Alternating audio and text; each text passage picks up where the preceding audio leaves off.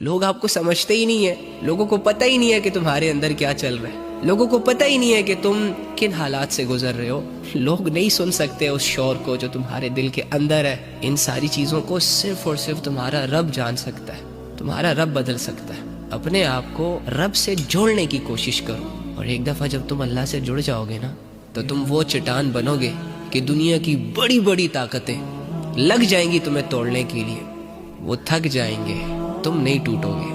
اللہ سے دوری نے تمہاری یہ حالت کی ہے، اللہ پر بھروسہ نہ کرنے کی وجہ سے لوگ تمہیں توڑ رہے ہیں، تم کمزور ہو۔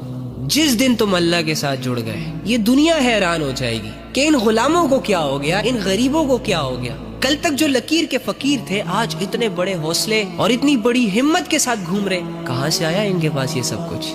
تمہیں کیا کرنا ہے؟ اپنے اللہ کے ساتھ جڑنا ہے، سمپل۔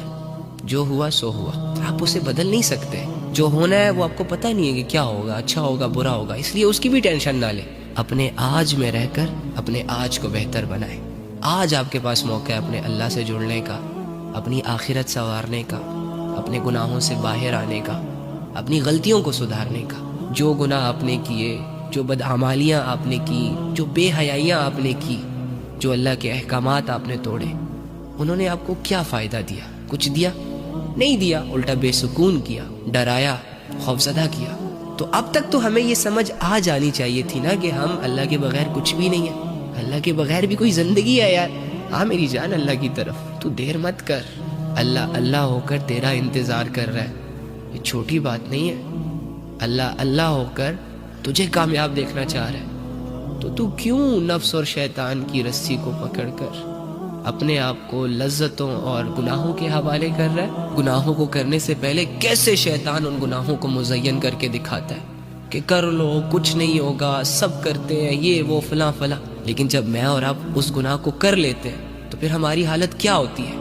کتنا افسوس ہوتا ہے ہمیں، کتنا پریشان ہو جاتے ہیں ہم۔ تو مزید نفس اور شیطان کے ہاتھوں بے وقوف مت بنو، بس اس بات کا یقین کرو کہ تمہاری اصل قیمت اللہ کے پاس ہے۔ تمہاری ویلیوز تب بنیں گی جب تم اللہ سے جڑو گے۔